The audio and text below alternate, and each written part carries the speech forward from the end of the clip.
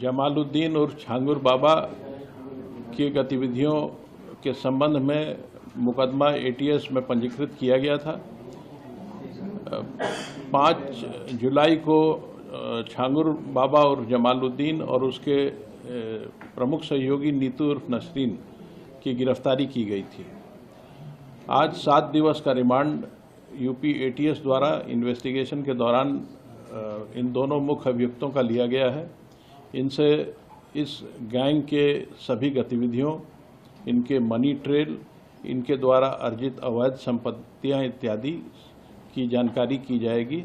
साथ ही संपूर्ण गैंग के नेटवर्क की जानकारी भी प्राप्त की जाएगी। इसके अलावा इस गैंग ने जहां जहां अवैध संपत्ति अर्जित की है, अवैध धन का इस्तेमाल करके, उन सभी की भी जानकारी की जाएगी तथा अवैध संपत्तियों को जब्तीकरण की कार्रवाई तथा उन्हें डिमोलिश करने की कार्रवाई भी की जाएगी।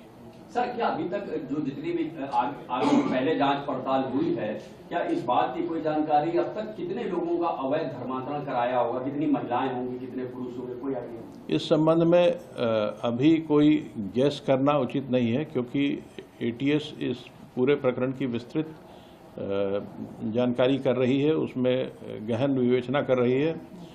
लेकिन ये इस बात की जानकारी हुई है कि लगभग 15 वर्षों से यह गैंग वहाँ कार्य कर रहा था और इस दौरान इसने काफ़ी बड़ी संख्या में धर्मांतरण कराए हैं। सर, जो एफआईआर एटीएस की है उसमें जमालुद्दीन के भतीजे का भी नाम है, सबरोज का, और इसका भांजा है शहाबुद्दीन, एक नागपुर का ईदुल इस्लाम भी है।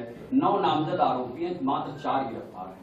5 की गिरफ्तारी कब होगी? इस प्रकरण में जब प्रत्येक मुलजिम के विरुद्ध साक्ष्य संकलन की कार्रवाई पूरी हो जाती है, उसके बाद ही गिरफ्तारी की जाती है।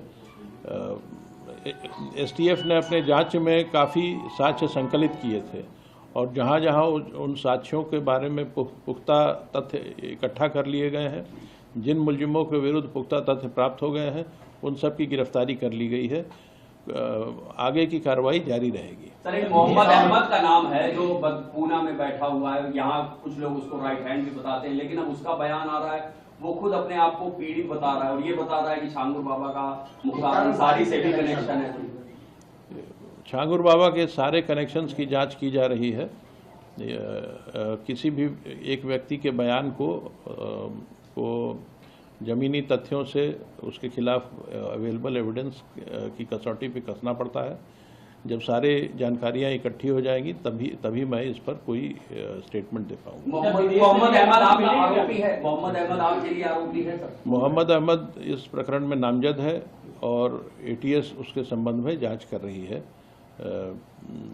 जांच से, विवेचना से जो तथ्य प्राप्त होते हैं उसके आधार पर कार्रवाई की जाए। सर, ईडी ने आपसे जानकारी मांगी, क्या ईडी भी मनी लॉन्ड्रिंग के तहत कार्रवाई करेगी? ईडी द्वारा एटीएस से इस प्रकरण में दायर एफआईआर की प्रति मांगी गई थी। इसके अलावा और कोई जानकारी इस मुख्यालय के स्तर पर उपलब्ध नहीं है। क्या सर ये जानकारी में है स्विस बैंक में भी इन लोगों का खाता है, दुबई या शारजाह में? नहीं, ऐसी कोई जानकारी अभी उपलब्ध नहीं है।